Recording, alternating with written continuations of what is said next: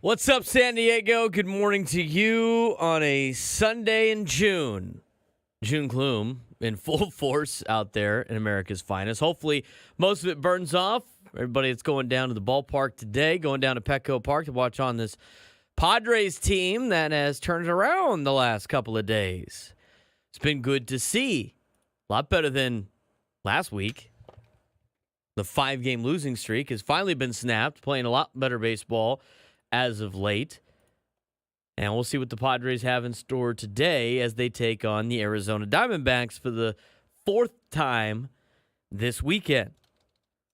Padres have really done a good job against the Rattlebacks all season. They haven't been very good, Arizona.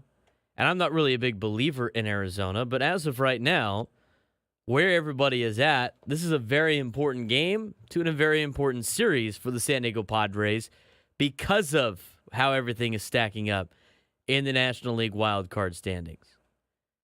If I pull up the wildcard standings on my phone or on the computer, whatever, it is a wild, wild west, or really, National League in the wild card. I mean, I looked at the standings on Friday when I got home from the game because the Padres had a rough stretch this week. They lost 5 straight games, lost to a lot of bad teams. It started on last Sunday, couldn't complete the sweep. It bled into losing to the Angels, which eventually led into losing to the Diamondbacks on Thursday. And then they finally snapped it and got themselves 1 game under 500 before, obviously, last night. Back to 500. I don't know how many shows I have done where it's like, hey, look, the Padres are at 500. It's been at 500 all year. But I looked at the standings on Friday. It was logjam in the National League wild card. And the Padres actually, surprisingly enough, had the number 2 wild card spot and only 5 games behind Atlanta, who we all know is missing some players for the rest of the season. Ronald Acuna Jr., Spencer Strider, kind of limping around. And then it was Cubs, Reds, Giants, Cardinals, all tied a half game behind San Diego. Pittsburgh, a half game behind those 4 tied teams. Arizona, a game back from those tied teams. Nationals, 2.5 back. And the Mets were only 3 games back, despite being 27-35. It's a tight-knit group. Again, these were Friday standings, not the current ones. Up until today, Padres again, half-game lead on Cincinnati and San Francisco for that final spot. Pirates a half game behind that. Cubs and Cardinals a game out of a wild card. Diamondbacks 2 games. Nationals 2.5. And the Mets are now 4 games back out of the wild card. They're currently playing Philadelphia in London.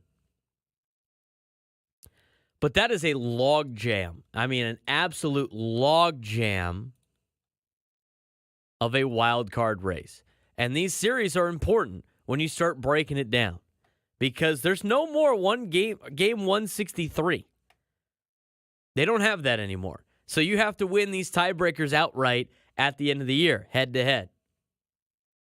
You start looking at some of the teams that the Padres are tied with here, that's a good spot. Hey, you know what? If you're going to get swept by a team, get swept by the team that's in last place. Colorado, Anaheim, get swept by American League teams and teams in last that you don't have to worry about. Padres are a half game in front of Cincinnati right now. And again, it's early. The playoffs don't start tomorrow. And we have only played, 68 games. We've only played 68 games. I haven't even got to the 70 mark yet. Less than 100 left. But a half game in front of Cincinnati. Won the season series against Cincinnati. 1 game behind San Francisco in their overall season series against the Giants. Haven't played Pittsburgh yet. Won the season series against Chicago. Behind against St. Louis. Currently leading against the Diamondbacks. Haven't played Washington. Haven't played the Mets. Doesn't really matter what you do against the Rockies. And you're winning the series against the Marlins for the season. Already leading the series against Atlanta this season as well. One more win against Atlanta if you're the Padres. You don't have to worry about them in the standings either because you win the tiebreaker. But I think it's going to continue with this group of teams and nobody really pulling themselves away later in the season. With Atlanta and San Diego, Cincinnati's won 7 straight. San Francisco's going to be hanging around. Pittsburgh is back in the conversation with their young starting pitching. We'll see how long they last throughout the year with some pitch count. Chicago Cubs, they've been kind of going up and down all season. They're 3 games under 500. Cardinals have turned it around as of late, but still 3 games under. I don't think Arizona's that great, but they're still 2 games back, and they're expected to get healthier. And that's honestly where I think it gets cut off. I think the Nationals are just hanging around based on the fact that there's not a lot of teams really pulling away in the National League. So a couple of things to unpack from that. And I got to say this about Mike Shildt. There's a big reason why I don't think I could ever coach baseball because it's just not the mentality. I just can't have that, the mentality of, no, we'll give him tomorrow. Everything's good all the time when it's not. I mean, during that 5-game losing streak, and Mike Shildt's a positive guy. It's almost too positive sometimes. But there's a reason why he's a manager in baseball. It's always been the case. You can't have these rah-rah guys get on everybody all the time and be fire and brimstone. That works more in the college level. That's not really going to work at the pro level too much when these guys are making a ton of money. It'd be like, it's going to fall on deaf ears. There's a time and a place. You only got so many bullets in which you could just unload on your team. And I don't know what's going on behind the scenes. Obviously, the players are holding themselves accountable for a lot of different situations. I think the way Mike Shildt does things in the media could be done a little bit differently, but he's overly positive. As a football coach, it's a little bit different. It's more rah-rah. It's getting on your guys. It's going, this is unacceptable. This is unacceptable. Maybe trying to just win every game just because in football with the limited schedule that you have, you are trying to win every game. You're not going to win every game in baseball. I think there's a little bit of a point to what he has to say about, keep winning series. That's great as long as you don't get swept, and that's unfortunately what has happened the last couple of times. They've been swept 3 times this year. Once to a really good team, and now twice to teams in last place.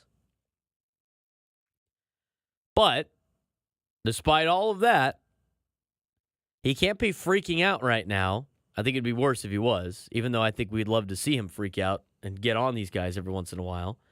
But even with as bad of a week that they had, and they played bad baseball. It wasn't even like they played good baseball, and it didn't go their way. They didn't play good baseball this week. It was bad. Running into outs. They're doing some, bonehead things on the base pass, which we've seen a handful of times. They weren't executing. The pitching wasn't very good, at least in the bullpen. Starting pitching has been pretty good. Starting pitching was great last night, throughout the whole week. All these quality starts that they couldn't get wins for, but now, a couple of wins the last couple of days. But despite all of that, with 2 wins in a row, you're the number 2 wild card team. It's not like they lost any ground. And I think they know that the teams around them are not going to be very good throughout the entire year. They're not teams that you'd be worried about. I said that 2 to 3 months ago. Go through the standings. Who are you afraid of in the National League?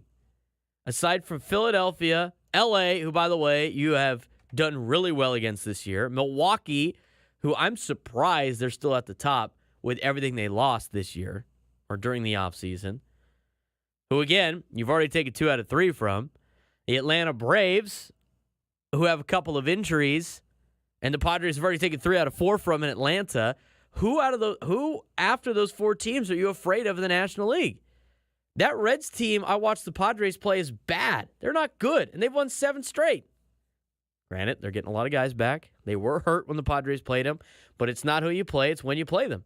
And when the Padres played them, they were beat up. They've already won the season series against Cincinnati. I'm not worried about the Reds. Are you worried about the Giants? Not really. They've played bad baseball all year.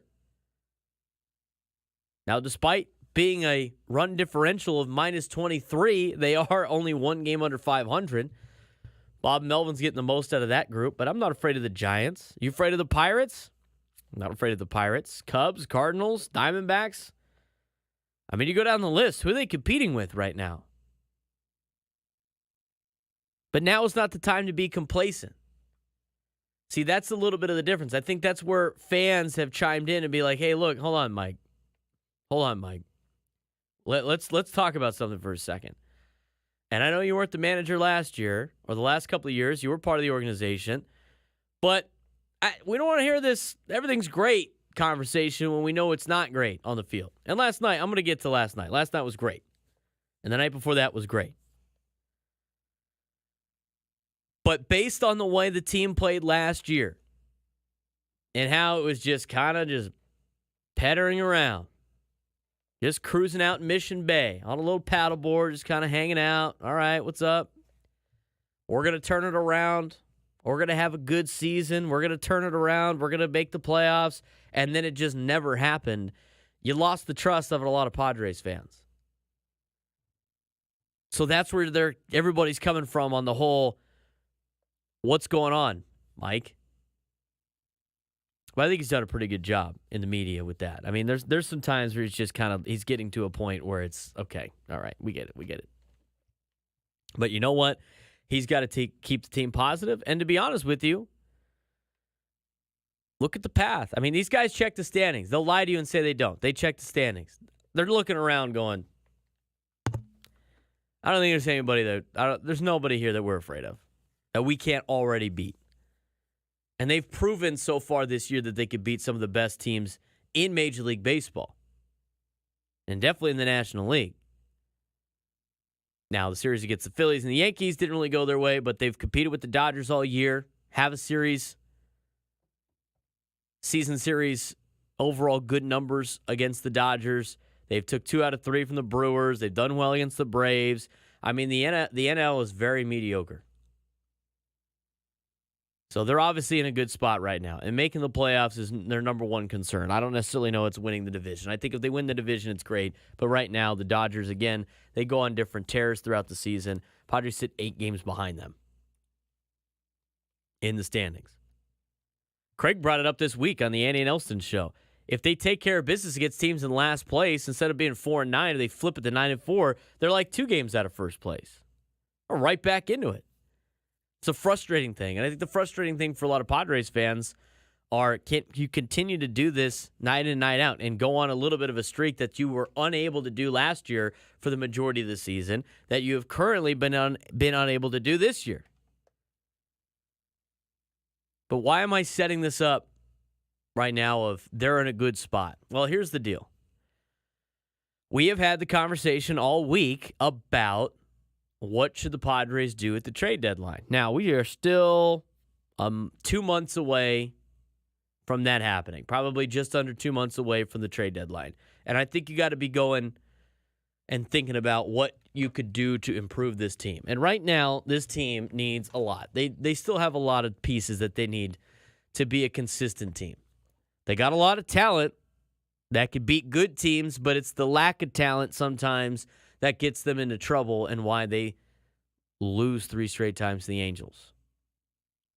Or don't finish business against the Marlins. Or haven't been able to sweep all year.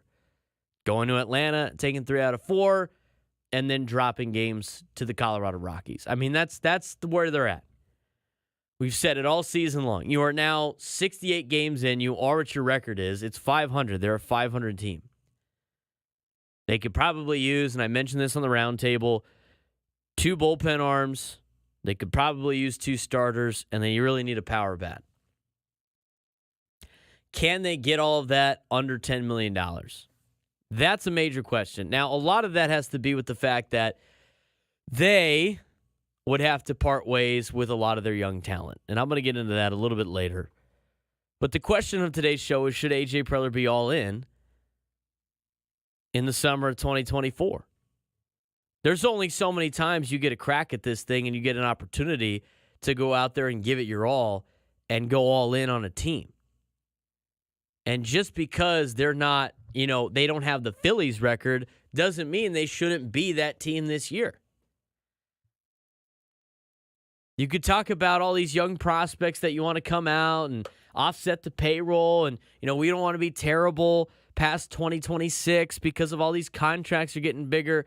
My response to that is, what are you waiting for? You still have to pay those guys anyway. $40 million due to Manny Machado in 2027, 25 for Xander, 25 for Fernando, 20 to Joe, 15 to you, 12 to Jake, 8 to Suarez, assuming he doesn't opt out. 6.5 to Yuki Matsui. Wandy Peralta gets 4.45. That's all in 2027.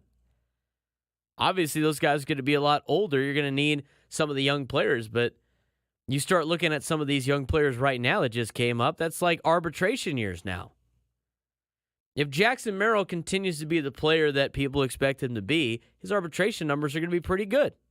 Now, he's not a power hitter. He's a slap hitter, base hit guy, great with the stick, great defensive fielder. But you really want the pre-arb guys showing up at that time. So right now you're looking at minor league players that are making an impact when they get to the pros in 2027, making their debut in 2027. So some of these players that you're like afraid to part ways with, I got news for you. Whatever's not tied down to the ship, send it. Because you only have so many opportunities where these contracts to Machado, Bogarts, and Fernando make sense. Couple more years out of Fernando, then probably Manny and Xander. But it's time to go for it. You're in the conversation. I've said this a couple of times. You gave Xander Bogaerts $280 million for basically his ages 30 to 34 season. You gave him like 280 over 4 to maybe 5 years. Max. But you can't give him a 4 to 5 year, $280 million contract because it's going to screw up your salary cap, your competitive balance tax. You wouldn't be able to spend on anybody else. You'd be paying all these fees.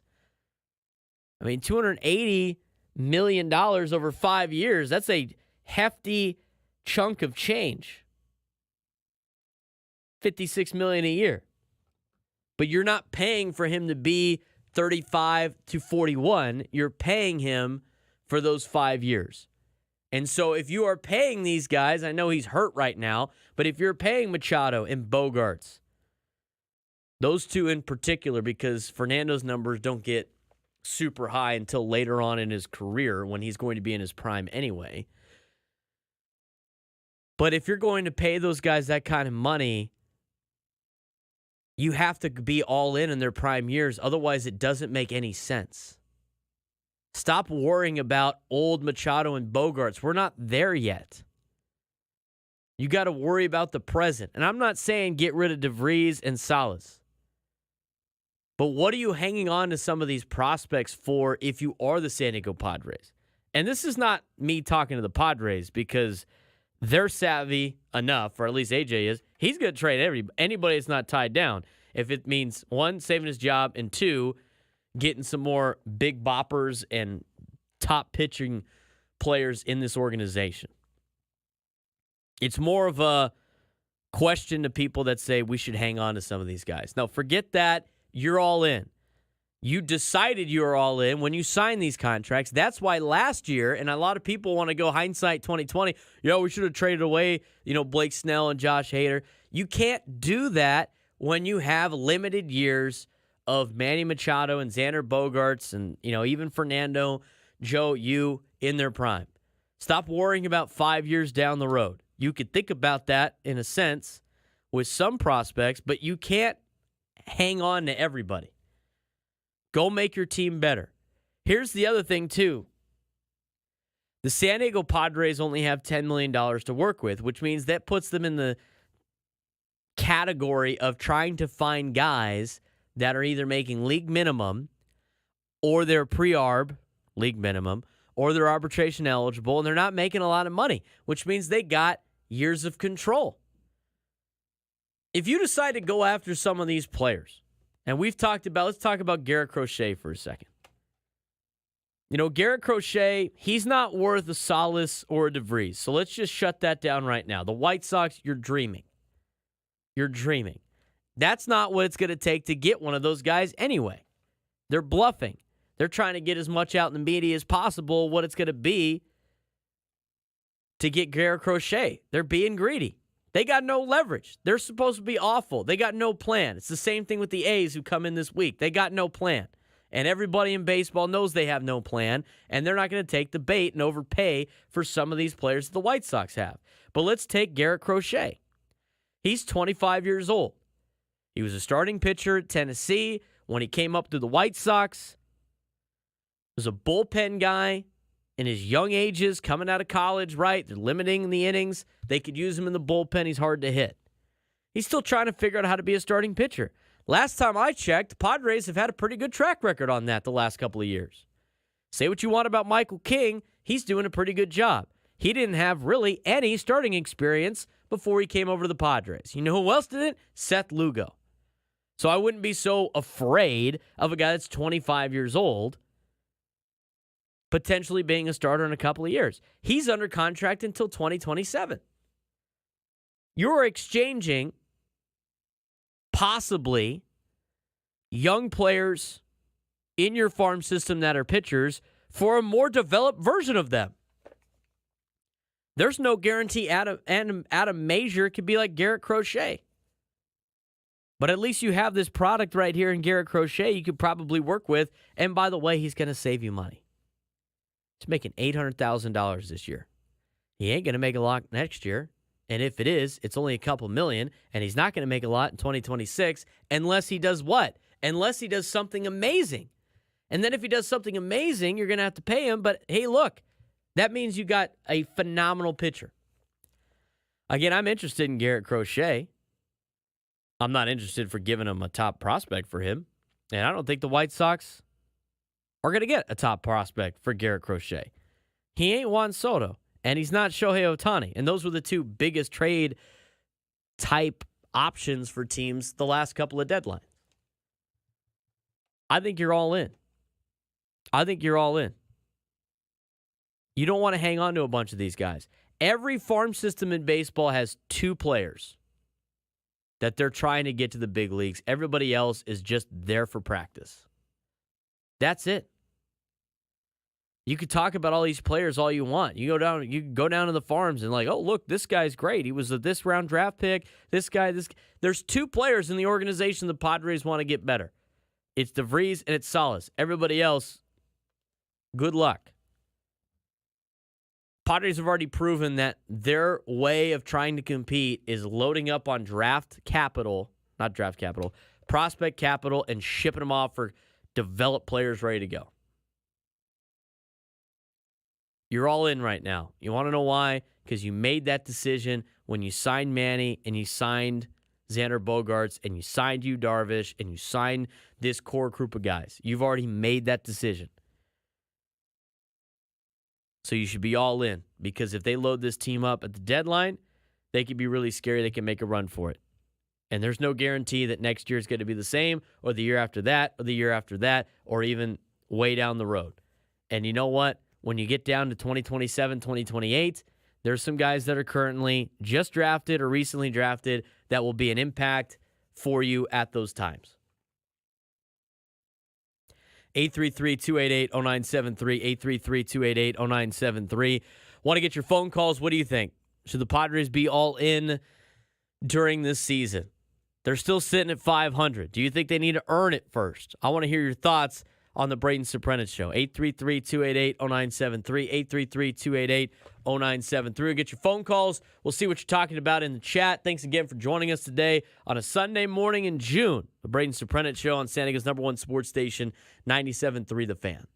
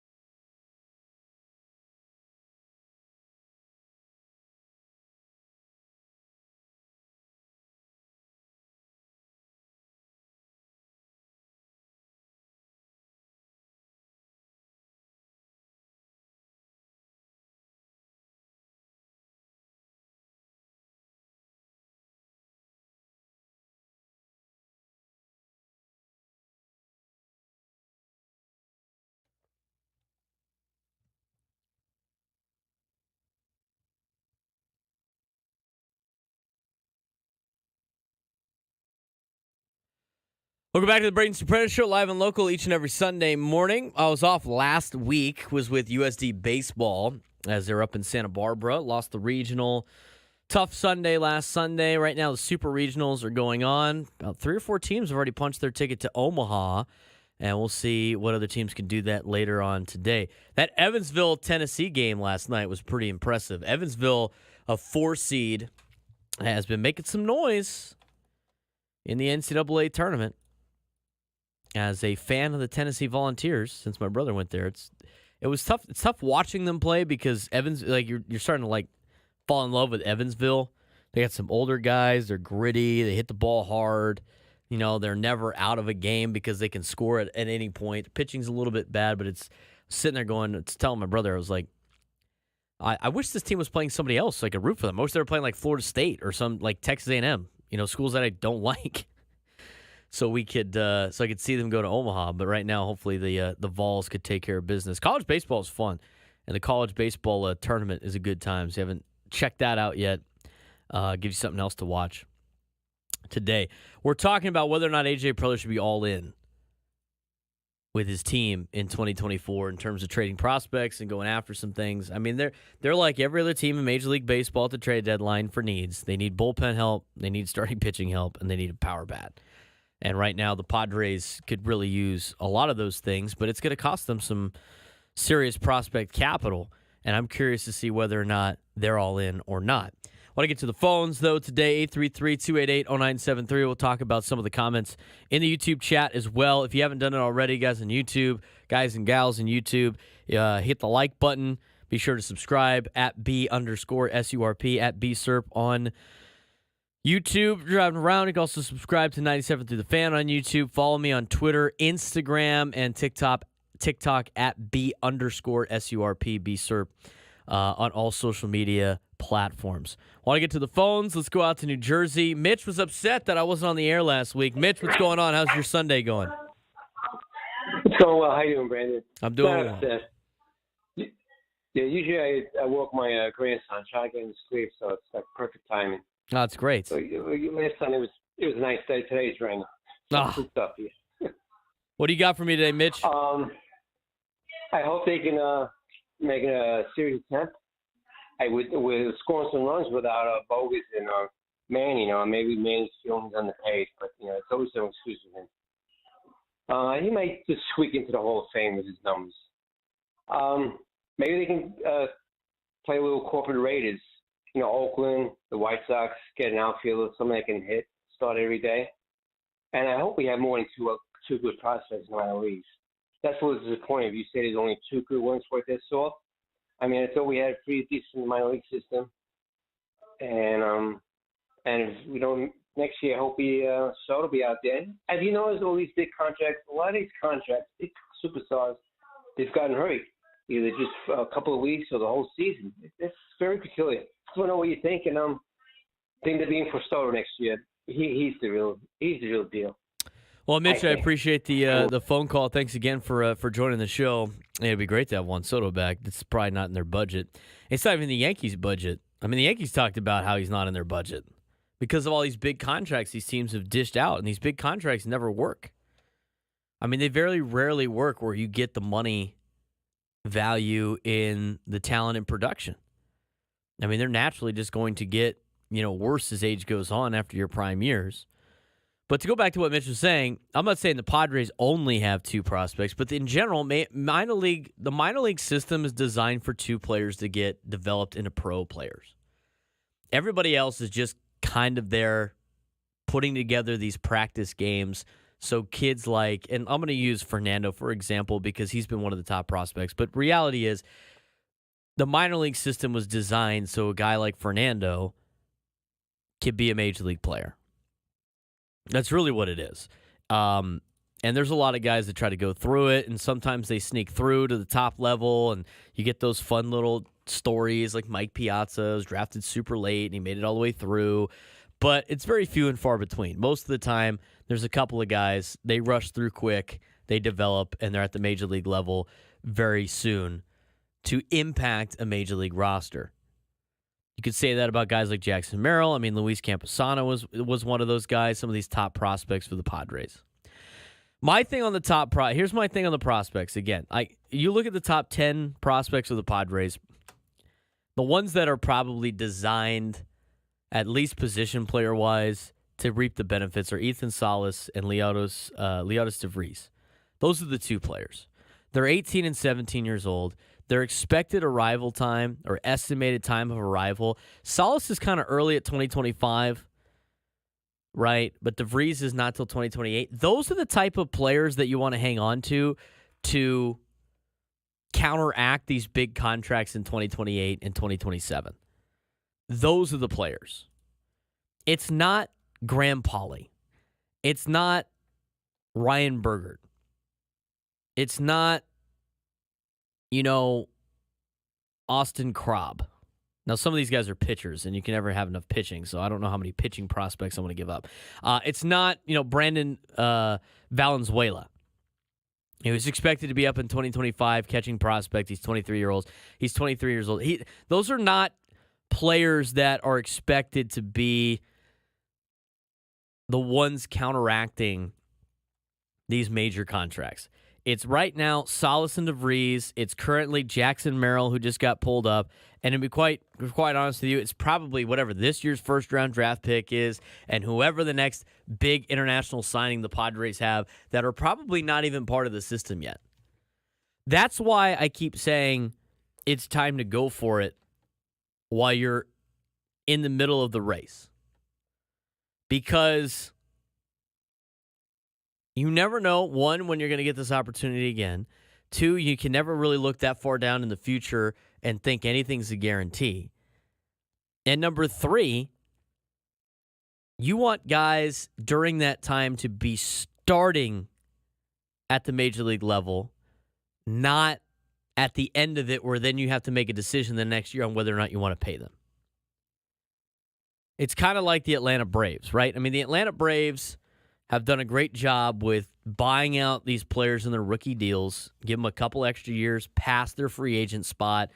They get bought out of the pre-ARB, all the ARB years. They get fully guaranteed money. And then when they're 30 years old, they let them walk.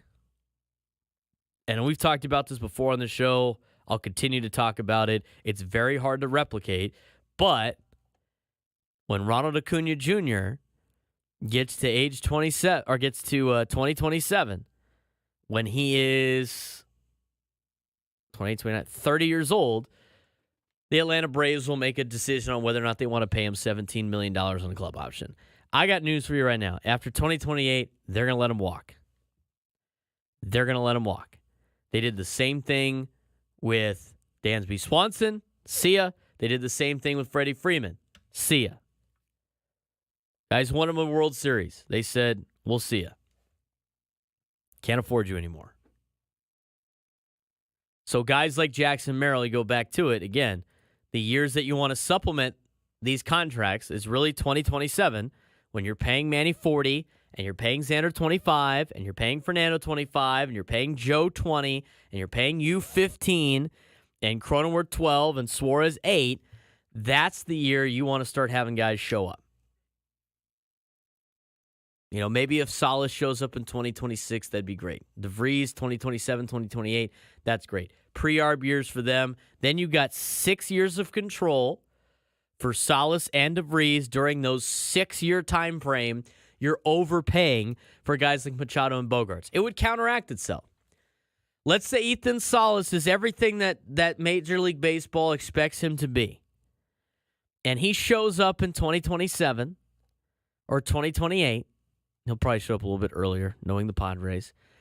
And he is, what would he be? He's 18 now, 19, 20. He's 21 years old, which would still be insane for a catcher. You have him for 6 years till 2027, or till he's 27 years old, and you'd be paying him league minimum for 3 of those years. You could basically just go, I'm paying him 40 that I'm giving Manny Machado. You could pretend that you're giving Machado league minimum, if that makes sense. So those are the type of players that you want to hang on to. The ones that are estimated time of arrival are 2027, 2028. All these other players, you're going to start making decisions on, and they're going to be ARB eligible by the time that that rolls around, and then you're not really saving any money. You want these guys on their pre-ARB years during that time. So Graham Pauley, you can't be married to that guy. Although I don't think he would get a big number anyway. You're able to send him elsewhere. I think pitching's a little different, but if you give up a starting pitcher like a Snelling or a Lesko and you bring back Garrett Crochet, you basically are advancing and going, I'm turning in a 20-year-old version of Garrett Crochet for the 25-year-old version of Garrett Crochet because I want to win right now, and the 20-year-old is not going to help me as much as the 25-year-old. That's the logic there. Now, whether or not Dylan Lesko and Robbie Snelling are better than Garrett Crochet when they turn 25 will always be the mystery. That's always the thing that you can't have a full guarantee on, but that's what you're trying to do. It's the same thing with, Luzardo, right, with Miami. Like, Jesus Luzardo, he's arbitration eligible the next 2 years. He's a free agent in 2027. So if you bring in Jesus Luzardo at age 26, who's been in the pros for a longer time, and you bring in a guy like Garrett Crochet, and let's say you part ways with Major and Snelling, you are essentially bringing back a more veteran-type player that has been there and done that before over the rookies that are going to try to learn how to pitch at the major league level.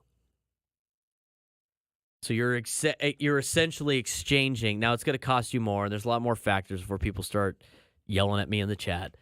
But Snelling and Lesko, you're upgrading for Crochet and Luzardo. In a perfect world, money doesn't matter. You're just talking about the players themselves. Who helps? Let me ask you this question before I have to go to break, and we can talk more about what the Padres could do at the deadline in a second. Who helps you more in the next 3 to 4 years? Because that is your window of what you've established by paying these Bogarts and Manning, whatever. In the next 3 to 4 years, who helps you win a World Series more? Is it Snelling and Lesko, or is it Luzardo and Crochet? That's the decision you have to make when you're making these decisions. Is Snelling and Lesko going to be great one day? They might. They might be really good 2028 to 2031. Who knows?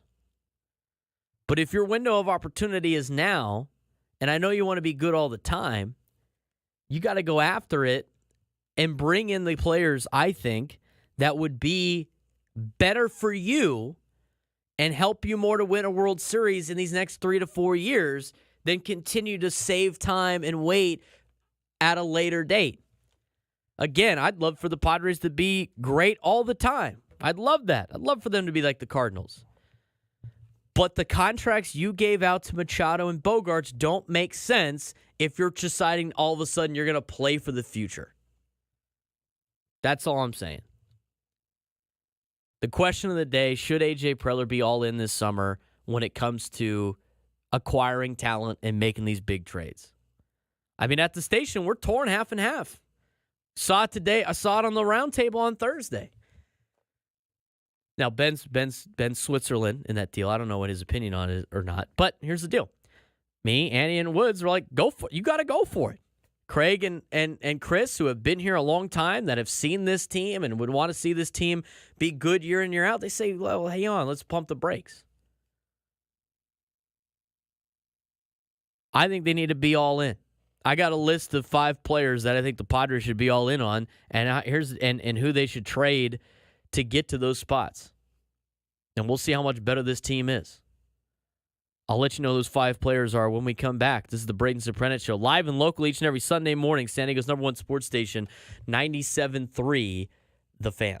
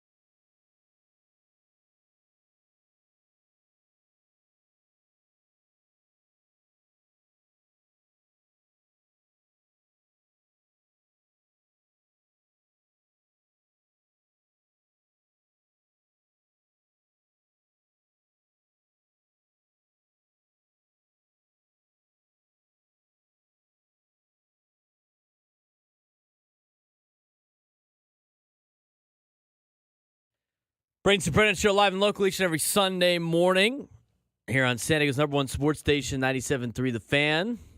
Little June gloom for you this morning. It's funny, like I live in Scripps Ranch, and it's like 50-50 whether or not we get the June gloom throughout the entire day. I mean, downtown and by the coast, you're going to get the June gloom all the time. You're going to get in the marine layer rolling through.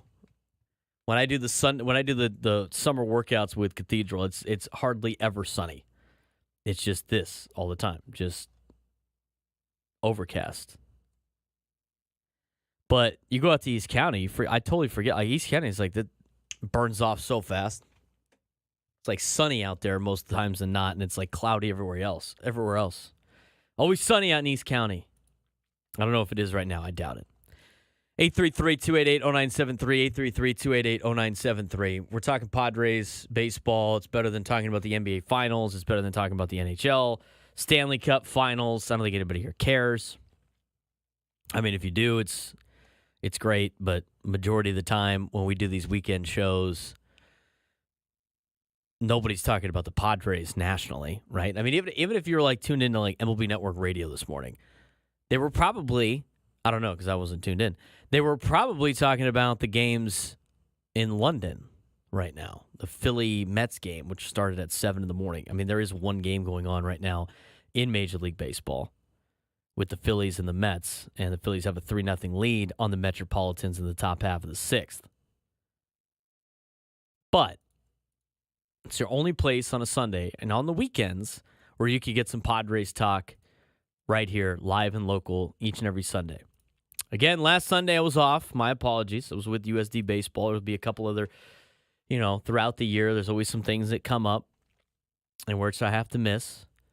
But it's good to be back with you guys. And we're talking some Padres questions about the rest of the season. I mean, this week, it's so funny. It's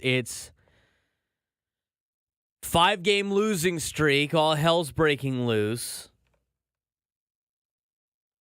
And on the round table, it's like, well, should they still be all in? I think regardless of what your record is, and I said it last year, you've made that decision. That's not the question anymore. Based on the guys that you decided to pay a lot of money to for a long period of time. The question is now who you're going to go get. And I did ask the question today, should AJ Preller be all in? And when I mean all in, I mean everybody's available. I'd still think the Padres should probably hang on to Salas. I'm not as married to DeVries as much as I am Salas, just because of everything that we have heard so far. But if you can hang on to those two guys and everybody else is on the table, I say you make it happen. And I think you could get a lot of these pieces without having to trade Salas or DeVries. Those are the two guys that are going to be the biggest impacts for you in 2027, 2028 range anyway. Why is that range significant? That is the time period where you are no longer in the prime window of Bogarts and Manny. And you can argue all you want that they're not in it right now. Go ahead. But this is what you paid them for, were these years up until that point where they start getting big money, and now they're old, making big money.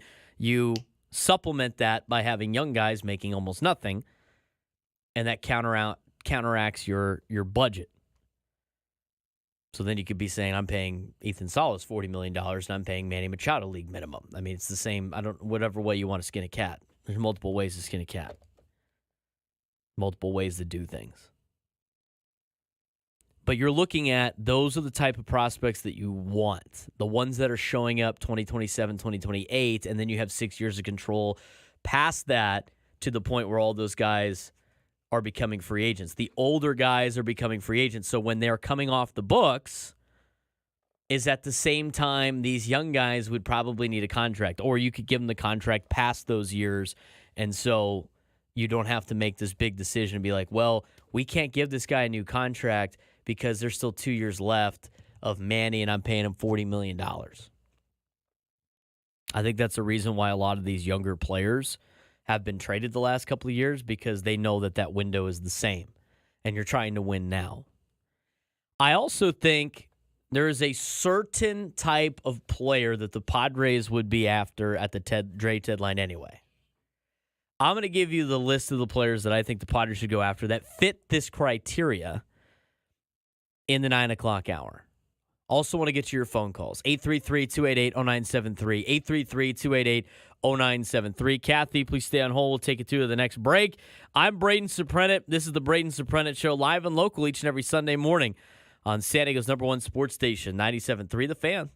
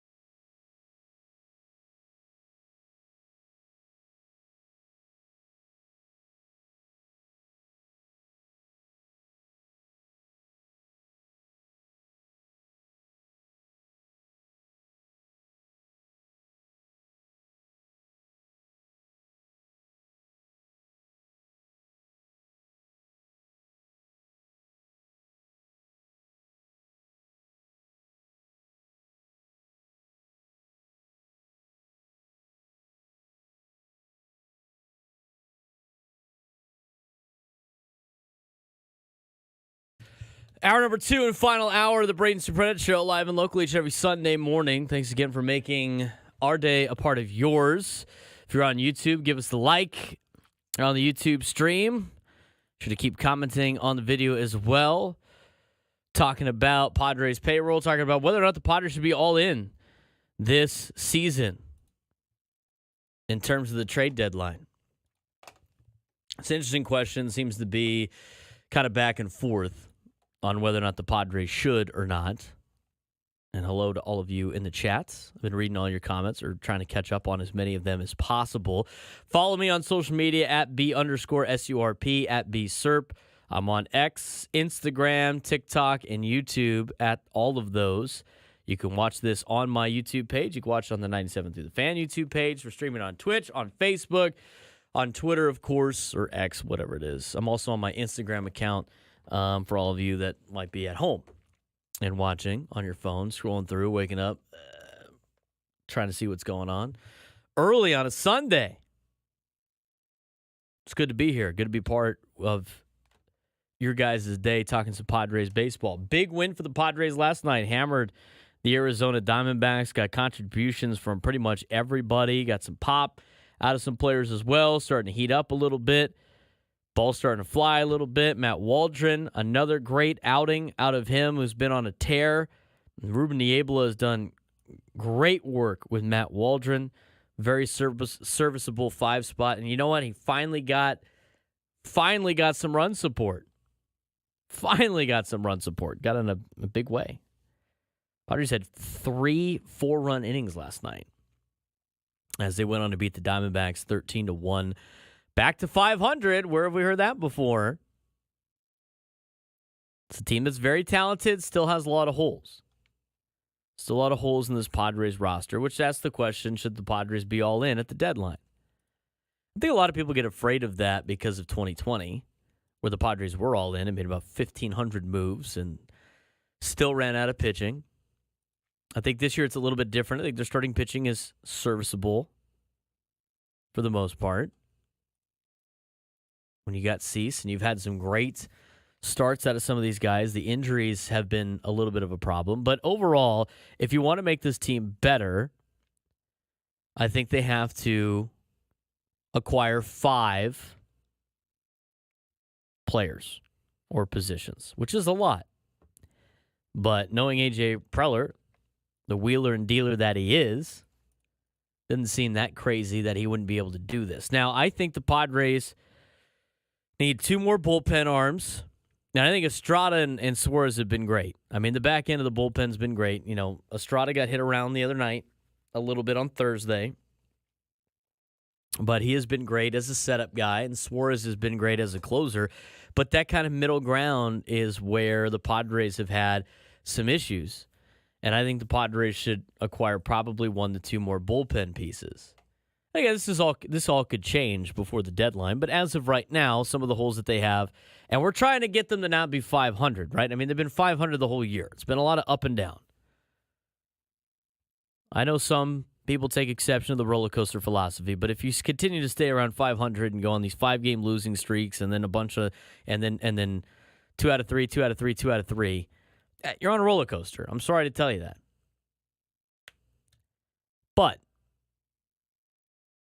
with the way the National League is set up right now and how nobody's really taking charge in this wild card race, and I know it's June, but it's starting to play itself out. You got a lot of teams tied in the wild card standings. And the Padres right now have the number 2 wild card spot, surprisingly enough. Only 4 games back from Atlanta for the top wild card spot. And they played poor all week. And they're back to 500. That's how tight the National League is and how poor the National League has been playing. So the Padres are right there in the thick of things. It's not like they're 500 right now and 4 games out of a wild card spot or 5 games out of a wild card spot, and you're really grasping at straws to try to put yourself in a playoff race. I mean, they're in the thick of it right now. And in 1 month's time, it's probably going to be around the same. Hopefully they have a little bit more ground. But they want to be able to separate themselves from the rest of the pack in the National League wild card and be in that top echelon with the 4 teams that I already think are going to make the playoffs now pending injury with the Atlanta Braves. Those 4 teams would be the Philadelphia Phillies, the Los Angeles Dodgers, the Milwaukee Brewers, and the Atlanta Braves. Padres need some help if they want to hang with those teams. Done a pretty good job playing the Dodgers and the Brewers so far. Phillies outclassed them when they came to town. Phillies are at a different level. The same thing with the New York Yankees at that point in time as well. But you got to be able to put yourself in that category if you want to go for it. If you don't want to go for it, then forget it. Then you could punt on the season again and waste another year of prime Bogarts and Machado, and I know they're both hurt. But there's only so many bullets that those guys have left in the next 3 to 4 years. And you gave them that gigantic contract for these 3 to 4 years, 4 to 5 years, not for them to be playing at age 40 or age 38 or age 37 or beyond 2028. And that's why we had that conversation in the last hour. Who are the type of players the Padres should be going after? Well, let me categorize it by I think they need 2 bullpen arms, I think they need 2 starters, and I think they need a power bat. Relief pitching, starting pitching, and power bat. I mean, however many you want to get per each, I think that's kind of a good starting spot for them. If they get one of each, I think that'd be serviceable as well. But the question earlier today was, how in should AJ Preller be? I think they should be all in. Anything that's not tied down to the ship should be getting thrown overboard for more help. Let's talk about the 2 bullpen pieces. Actually, what I really should phrase is, this is the type of player you're looking for. So I'm going to come up with 5. If you want to start throwing out some ideas, by all means, 833-288-0973, 833-288-0973. You can put it in the chat as well. Padres have a very tight, say budget, but kind of parameters. It's almost like you're searching for players. On the search bar, you have to fill these things out and try to narrow it down. You're looking for, obviously, players that are on a bad team. Right? Teams at the deadline that are going to trade with you are teams that are really bad. I mean, really bad. That aren't playing for a playoff spot. So if you pull up the standings, who are the teams that are really bad? Let's start with them.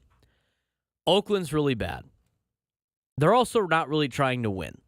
So they've played a lot better than I think a lot of people were expecting. They're not the worst team in Major League Baseball. They're not even the worst team in the American League. They're playing better than expected, but they're 8 games out. They're 26-40. They're in the process of moving to Sacramento. Their owner doesn't care. They're not trying to win. That's a good spot. They're going to be selling at the deadline.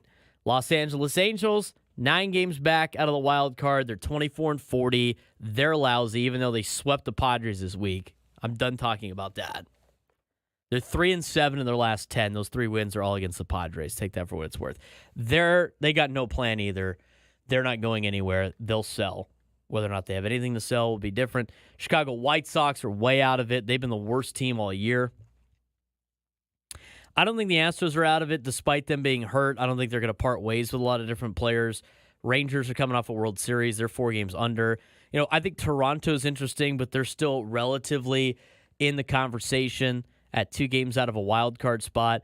But out of the American League, it's the A's, the Angels, and the White Sox. In the National League, it's probably the Nationals, the Mets, the Rockies, and the Marlins. I know the Nationals are 2.5 games back, but we'll cast the wider net. So you have 4 teams in the National League that are probably going to be sellers. Nationals, Mets, Rockies, Marlins. And you got about, we'll say, 3 teams in the American League that are definitely going to be sellers at the deadline. A's, Angels, and White Sox. That's your starting point. The next part of criteria for the San Diego Padres is, I don't really think they need so much players with years of control. I think it's better. I don't think that's necessarily the case. But you have to be able to get these players and stay underneath $10 million. You got $10 million to work with because they want to stay underneath the competitive balance tax. So in order to do that, they can't spend more than roughly, give or take, $10 million at the trade deadline. So you're looking for players that are on league minimums. You're looking for players that are arbitration. You're looking for those younger players that don't have these big deals. Or guys that were rentals out of the gate that didn't get a big contract that are playing out of their minds this year. One of those hot players that see, like a Brandon Drury type from a couple of years ago. or at the time in Austin Nola, which I know we don't really want to see that again. I think you could take it a step further. I think it would be better for the Padres. At this point in time, they can't take major risks with some of these guys. It's time to either get somebody that has had a track record before, and it's not just a one-and-done season on a rental, over a player that might just be getting hot right now, like Austin Nola was in 2020. So with that set of criteria, I think it's a bonus if you have a couple years of control. Because remember, that's the window I said is about 3 to 4 years left of Machado and Bogarts guaranteed, which nothing's guaranteed, but at least logically you could say you're going to get really good production out of those two players over the next 3 to 4 years. If they're better after that, you're playing with house money. So that's kind of the criteria. Let's start looking at some of these players. Again, you need some bullpen help, you need starting pitching help, and you need a big bat. I think the big bat's going to be hard to come by. I think you're going to have to take a chance on somebody. So I'm going to get to that in a little bit. But I think bullpen help-wise, and already, the A's, just like the White Sox and the media, a couple of weeks ago said that if you want Mason Miller, it's going to cost you Jackson Merrill. I laugh at that. Ha ha. Very funny. A's, nobody's taking you seriously. I'm going to call your bluff right now. Even if the Padres decide to give the A's Jackson Merrill, what is their plan? What are they trying to do? I mean, Jackson Merrill's already up in the big leagues, right? So he's going to be a free agent in 2028, if I'm not mistaken. No, 2030. At what point are the A's going to be competitive? Like, when are they trying to be competitive? In Sacramento, or like when they magically make it to Vegas, which might not be until 2027, 2028? And at that point, where he's going to be at, he's going to be making too much money. So that doesn't make any sense. But guys way down the road might make a lot more sense. The two players in particular that I think would be worth a while for the Padres in terms of bullpen help would be Lucas Erceg and Mason Miller. Now, obviously, that's not really going on a limb. They're two players that are some of the best bullpen arms in Major League Baseball. Mason Miller has already had a Tommy John issue in the past. And a very interesting story of Mason Miller. He was a guy that in high school didn't know he was a diabetic, and then when they figured it out and he was able to get the treatment he needed, turned into a phenomenal player. Coming from a small school in college, he's 25 years old. He's in his 25-year season here in 2024. He's under control until 2030, just like Jackson Merrill is. I'm not saying trade Jackson Merrill for Erceg or Miller, but these are two guys that are, Erceg's a little bit older, but they're making league minimum this year and next year. They're arbitration eligible 2026, 2027, 2028. And they're ARB 4 in 2029, which is really rare. So you get 5.5 years of control for Erceg and Miller for anybody you decided to trade them. What do the A's need those players for in the future? They have no future. They're not trying to win. They're not trying to win in the next 3 or 4 years. I mean, Lucas Erceg's already 29 years old. He just turned 29. He'll be a free agent when he's 34. What are you using him for if you're Oakland?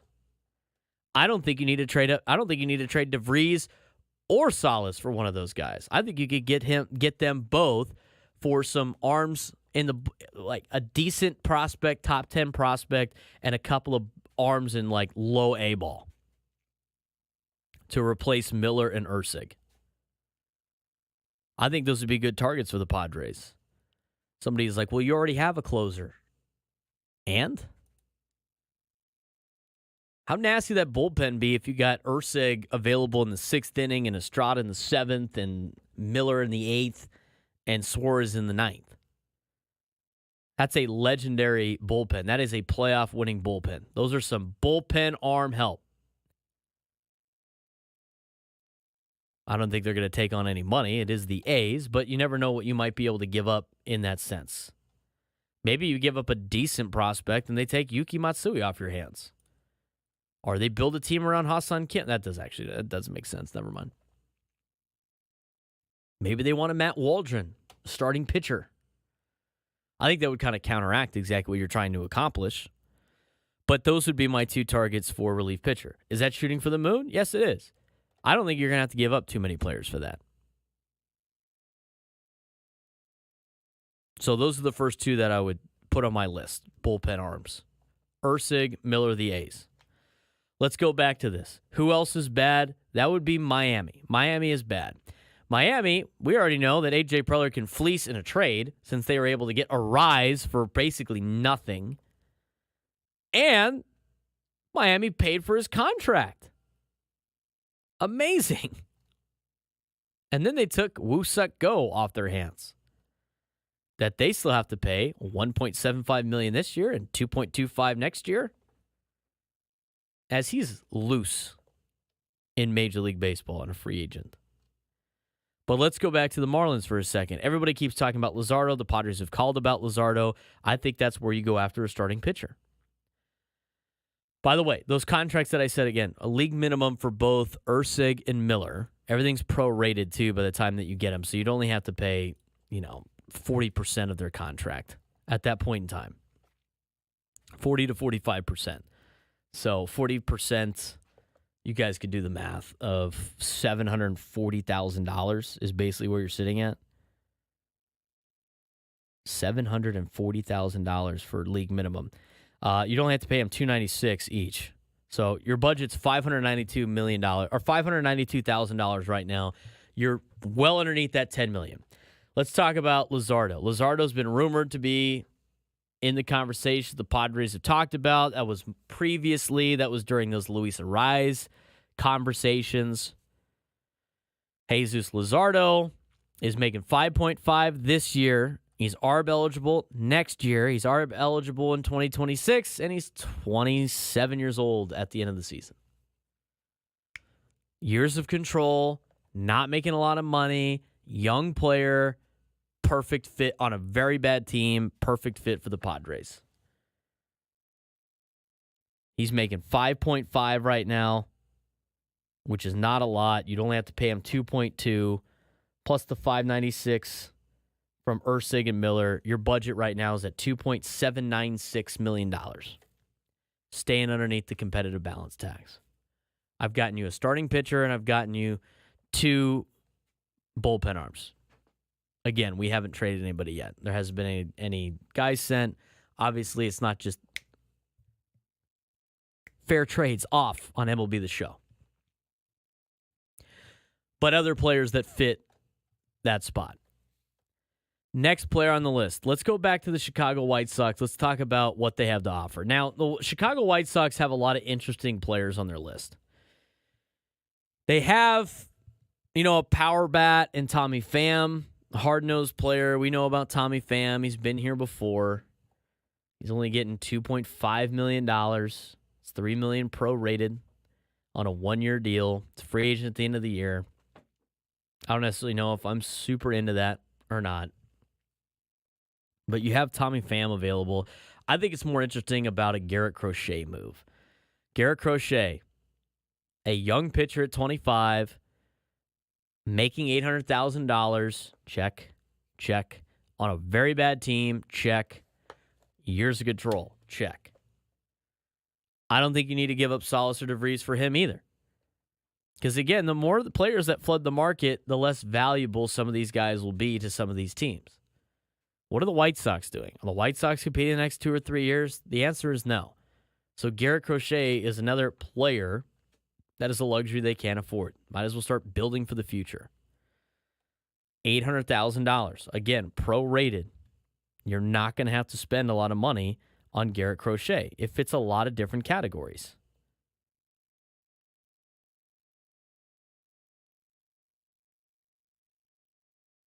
You're at $3 million if you acquire Crochet. I know some people have said, what about Michael Kopech? I mean, that's another option. He's 28 years old. He's making $3 million this year. ARB next year, free agent 2026. I think you could get a big deal with the White Sox for some of these players. Now, big bopper types, Luis Robert Jr., he's been hurt. He's getting 12.5 this year. I don't think he's part of your budget. I think you'd have to go for more of a Tommy Pham type with the White Sox. If you want to stay under budget, I'm not necessarily sure that does anything for you offensively, but I do think you need a bat. That's another one. So you got Crochet, you got Luzardo, Ursig, Miller. Those are all 4 pitchers that you can acquire that fit a lot of different categories.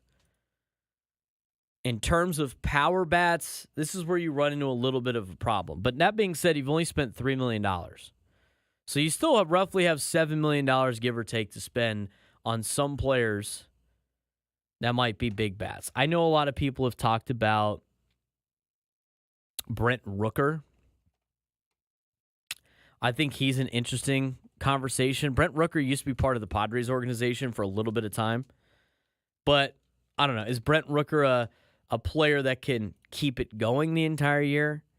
Maybe you throw Brent Rooker in that deal. He is hitting 272. He's got 12 home runs this year. He hit 30 home runs last year. I mean, he would be one of those big bat types for the Padres. I don't necessarily know if that really moves the needle. But they definitely need to find a power bat. Let's just say Brent Rooker to keep it simple with the trade. So you get 3 players from Oakland, you get 1 from Chicago, and you get 1 from Miami. You get 2 starting pitchers, you get 2 bullpen arms, and you get a power bat. All of those players, by the way, are under control for the next couple of years. Ursig and Miller under control until 2030. Brent Rooker is under control until 2028. Garrett Crochet is under control until 2027. And Jesus Luzardo is under control until 2027. So the fear is you give away some of these young prospects, right, that are going to counteract this team in the future, but you've replaced them with veteran players that have been there and done that before, that are also under control, that are not making a lot of money, that counteract those big-time contracts. Want to know what you have to say? 833-288-0973, 833-288-0973. I'll read some of your comments during the break. We'll get your phone calls when we come back. This is the Braden Surprenant Show, live and local each and every Sunday morning on San Diego's #1 sports station, 97.3 The Fan.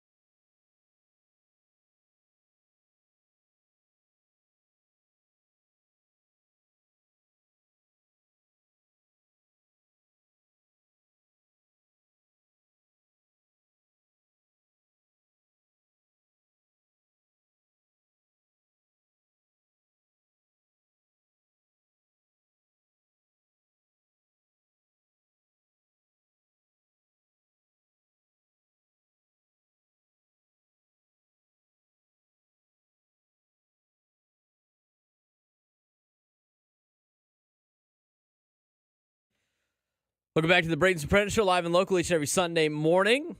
Follow me on Instagram, Twitter, YouTube at B_SURP. I'm here every Sunday, or at least almost every Sunday. Missed last week, back. But having a good conversation with all of you, trying to upgrade this Padres team. They're right there in the thick of things, man. Up there in the thick of things with the way the National League is playing out. I think the Padres need to be all in. What do you say? 833-288-0973, 833-288-0973. Let's go to Kathy in Los Angeles. Wants to weigh into the show. Kathy, thank you for patiently waiting on hold. How's your Sunday going?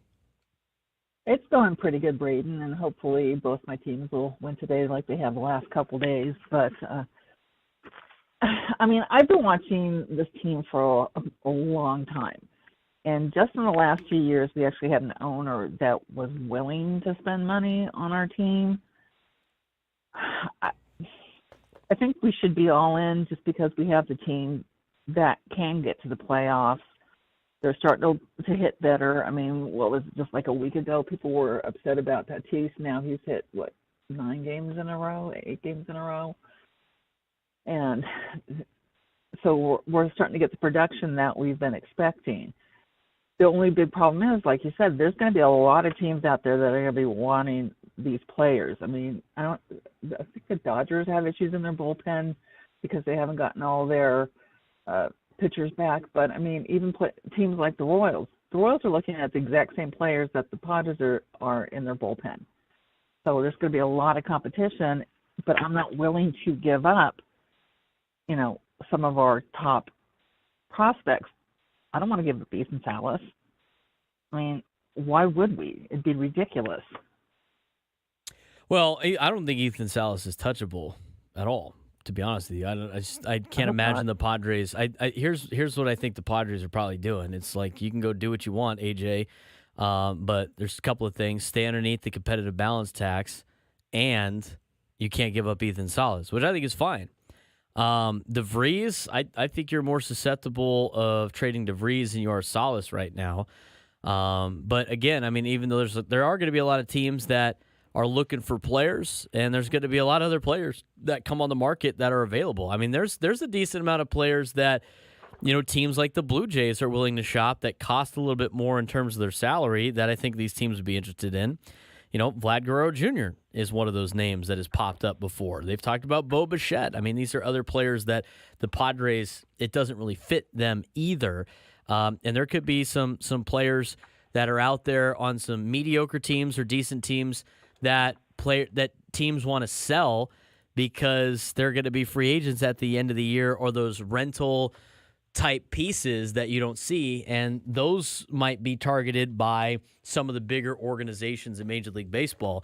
But I kind of like what AJ Preller's been doing so far this year, and he hasn't waited to the deadline. He has struck early and went and got Luis Ariz and went and got Dylan Cease so they could gel with the team and be part of it. They know what the holes are, and they've addressed 2 of them so far this year before the deadline.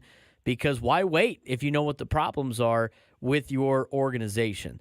Kathy, I appreciate the phone call. Thanks again, and we'll talk to you next week. Okay, have a good rest of your weekend, Braden. Go. Kathy, always a great phone call. She is right. There's going to be a lot of competition for these guys. And we're going to see who else comes. There's always players that become available. I know Adam Klug has thrown out the idea of Danny Jansen. Danny Jansen's a free agent at the end of the year. He's a catcher that's got a little bit of bat to him. And your catching position is another area that has hurt the team. But the thing is with, I don't know what you're going to find that's better than Luis Campusano over the next 4 years or 3 years or until Salas comes up. He's under control. He's not getting paid a lot of money. I think you need to work with him to get him to where you need to be. Because as much as we have talked about some of these young players that are supposed to help facilitate these big contracts, he is one of those players until Salas comes out, and he has not done what I think a lot of Padres fans have wanted to see him do, and it's already, we need to go find a catcher. Well, how many of these prospects we want to hang on to come up and play like Luis Camposano or come up and not play that well in their first couple of years, are you willing to just be like, yep, we got rid of him. He sucks. I mean, you can't do that. You have to stick to the plan of where we're going to keep this guy around. They're not all going to come up and be Fernando. They're not all going to come up and be Ronald Acuna Jr. They're not all going to come up and be Bryce Harper. You might get one, maybe two, and some teams have done a really good job of bringing up a lot of players, but you're not always going to hit on some of these guys, even the ones that are for sure major league stars. I mean, you've gotten a lot of good play out of Jackson Merrill so far, but Corbin Carroll had a great year last year, and this year he's been awful. I mean, the Padres got him going a little bit, but Corbin Carroll has not been anything near what he was last season, and that's not saying he's a bad player, but you have to expect that eventually it's going to happen for some of these young guys coming up. I mean, Carroll's hitting $199 this season. He won the Rookie of the Year last year, hitting .285. It's his third year now in the big leagues. Only played 32 games in 2022, but it's his third year in the big leagues, and he's hitting $199 and has a 67 OPS plus. I mean, it can happen to any of these players that we want to hang on to and save and pretend like they're going to be these stars all the time. They're not always going to be these big stars. You just hope that they can. But my train of thought is if you're in the contention right now and you're part of the conversation of making the playoffs, wouldn't you want to give your current team the best opportunity to potentially win in the postseason by filling some of the holes that you have? I mean, the Padres should have filled some of these needs during the offseason. They didn't. And they have been a team the last 3 or 4 years that has tried to cram for their test and load up at the trade deadline. But again, as I mentioned before, the National League ain't getting any better overnight. And the Padres right now are 4 games behind Atlanta for the top wild card spot and 8 games behind the Dodgers for the number 1 spot in the National League West, a team that they have competed with all year. If they could just take care of business against some bad teams, they'd be right there in the thick of things. I think they just need a couple more. They need some help, and they got to be able to go after some help. 833-288-0973, 833-288-0973. We've talked about some of the players I think the Padres should acquire. How does that affect the lineup? We'll talk about that when we come back on the Braden Surprenant Show, live and local each and every Sunday morning. San Diego's number 1 sports station, 97.3 The Fan.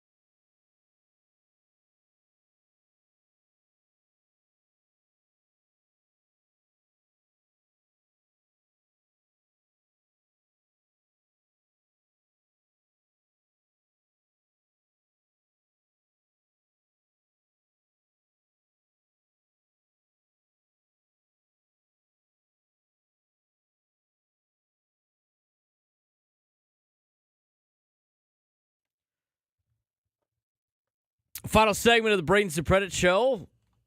We're here each and every Sunday morning, live and local, talking Padres baseball on San Diego's #1 sports station, 97.3 The Fan.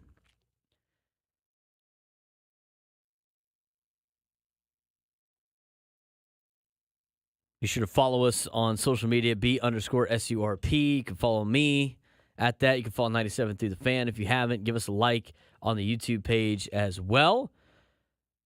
As we're talking some Padres trades. Are the Padres all in? That's the big question. I think the Padres are definitely all in this season.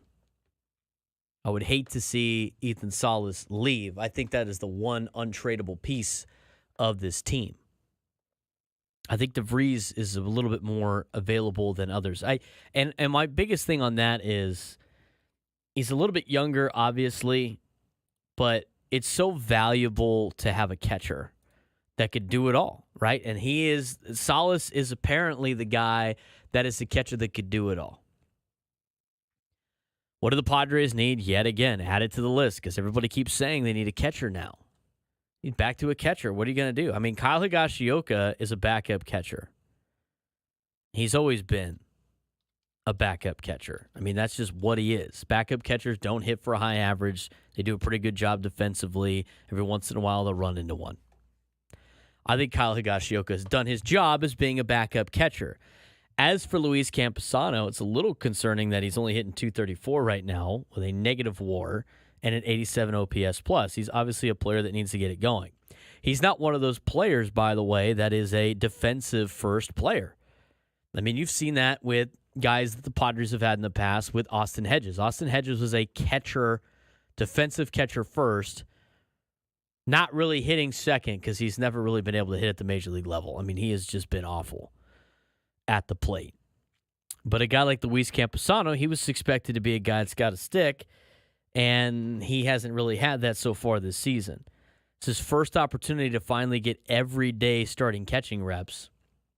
And he's still very young. He's only 25 years old. It's very difficult to play at a high level at the major league level as a catcher and learning learning all the staffs and focusing on the defensive aspect that's on top of being able to swing the bat. Last year in just 49 games, he hit .319. It was great, but he wasn't the everyday starter, battled some injuries. We've seen that a couple of times so far in Campusano's career. Made his debut in 2020 as a 21-year-old. He's 25 now. He's only played in 57 games out of the 68, 197 plate appearances, a .234 average, 643 OPS. Padres need to find a way to get Luis Campusano going. And everybody's like, well, you got to find a catcher, There's not a lot of catchers to go around that have the ability to hit and catch. It's very few and far between. It's guys like Adley Rutschman and Salvador Perez. And that's kind of it. I mean, you can go down, there's some others, obviously, but there's not a lot when it comes to the catching position. You either get a really good defensive catcher or you get a really good offensive catcher. And the ones that exist, and they are unicorns, they are on